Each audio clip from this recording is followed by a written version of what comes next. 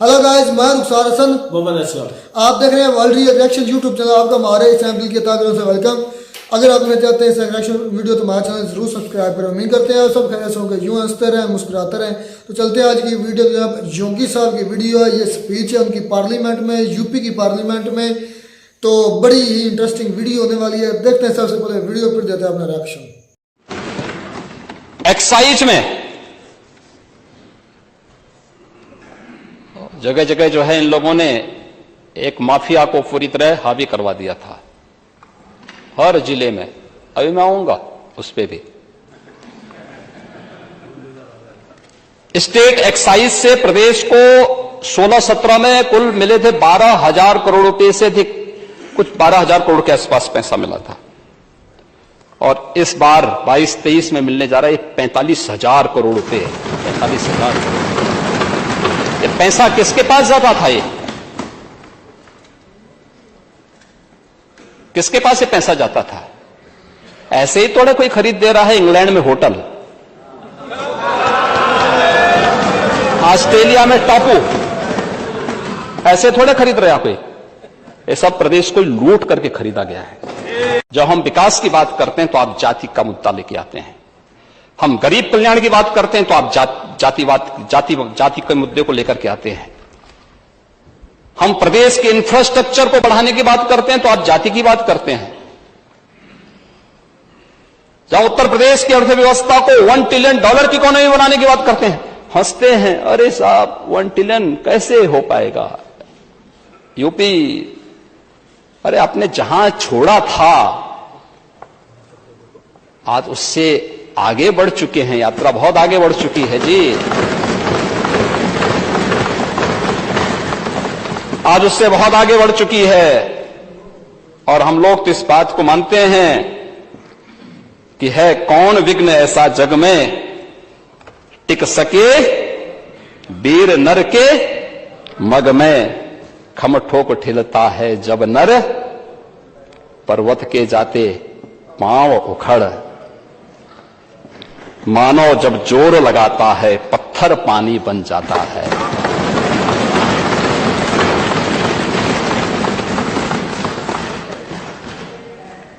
ये होगा $1 ट्रिलियन की इकोनॉमी उत्तर प्रदेश बनेगी।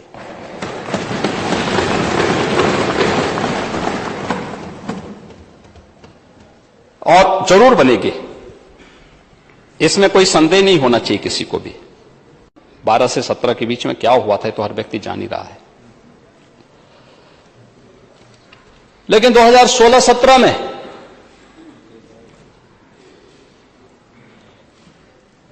अनुसूचित जाति और जनजाति के जो बच्चे थे,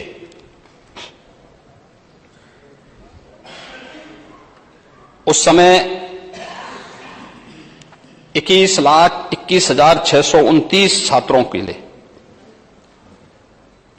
तत्कालीन सरकार ने उनकी छात्रवृत्ति रोक दी थी।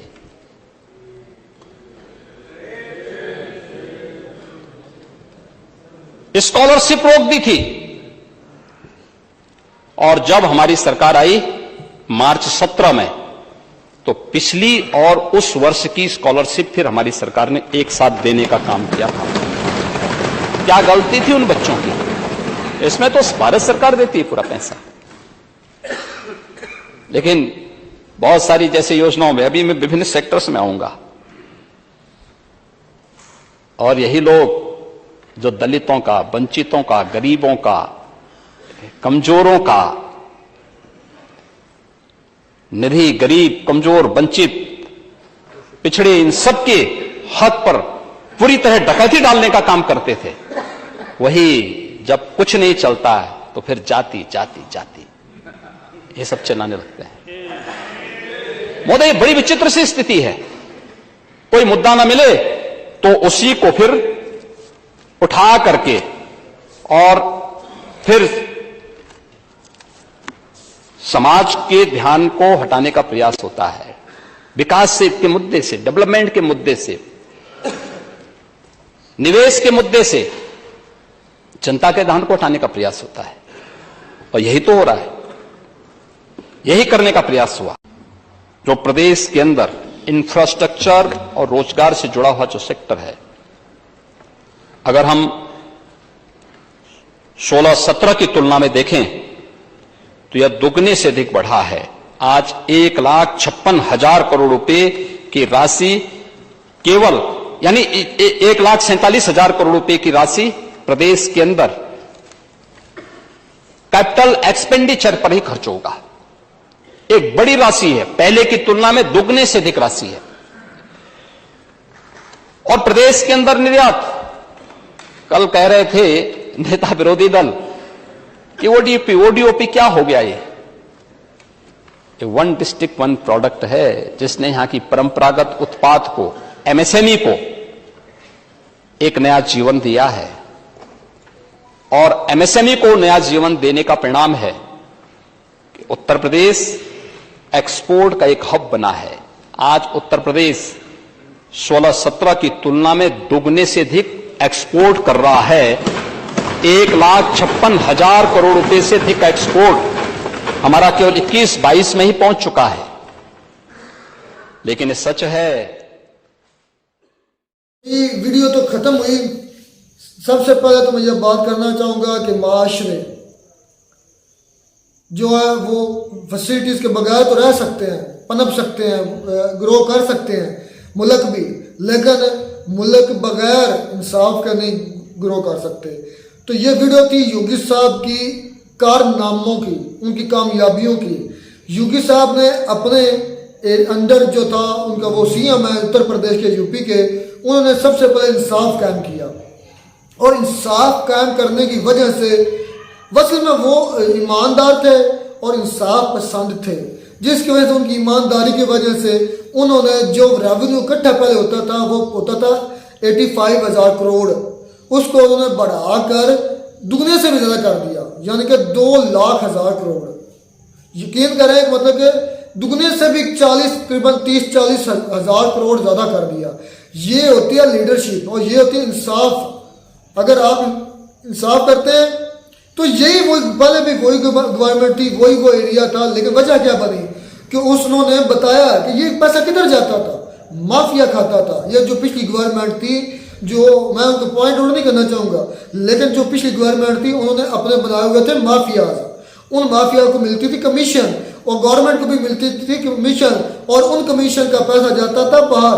वो क्या करते थे, वो उन कमीशन से बनाते थे, अपने स्विस बैंक बैठते थे और स्विस बैंक जो बचे थे वो लेते थे फ्लैट्स, फिर वो फ्लैट्स या को हो गया ना जो पाकिस्तान में चल रहा है, इम्पोर्टेड हुकूमत कर रही है। उन्होंने ऐसी पॉलिसीज बनाई है जिस वजह से वो मुल्क का रेवेन्यू ज्यादा से ज्यादा इकट्ठा कर सके और उसको हुकूमत के किसी कारनामे में लगाएं। वो जैसा कि अपने फिगर में बता रहे हैं कि इतनी अमाउंट उन्होंने पहले इकट्ठी होती थी, लेकिन बाद में उन्होंने बढ़ा के 2 लाख से ज्यादा, मेरे ख्याल में 2,00,000 करोड़, हाँ, उससे ज्यादा कर दी उन्होंने। ये होती है पॉलिसीज। हुकूमत ने क्या करना होता है, किस डगर में जाना होता है मुल्क को लेकर। जो हुकूमत अपनी पॉलिसीज नहीं बनाती, अपने मुल्क के निजाम को मैनेज नहीं कर सकती, उसका कोई वो ज्यादा देर चलते भी नहीं है और उनको कोई हिसाब किताब भी नहीं होता।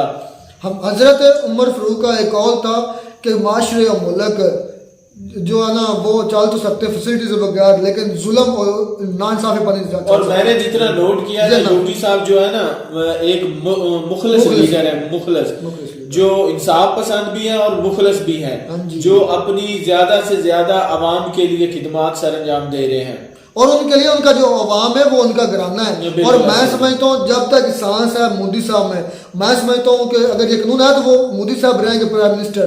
उसके बाद जो मैं प्राइम मिनिस्टर देख रहा हूँ वो यही है, मतलब योगी आदित्यनाथ मैं देख रहा हूँ सबसे पावरफुल। यार इसके दौरे हुकूमत में मैंने देखा कि जो बड़े बड़े बदमाश है ना वो खुद आकर सरेंडर कर रहे हैं अपने थानों में। इसके लीडरशिप ऐसी होनी चाहिए, लीडरशिप जो है ना ऐसी होनी चाहिए जो मुल्क के हालात को बहुत बेहतर कर दे।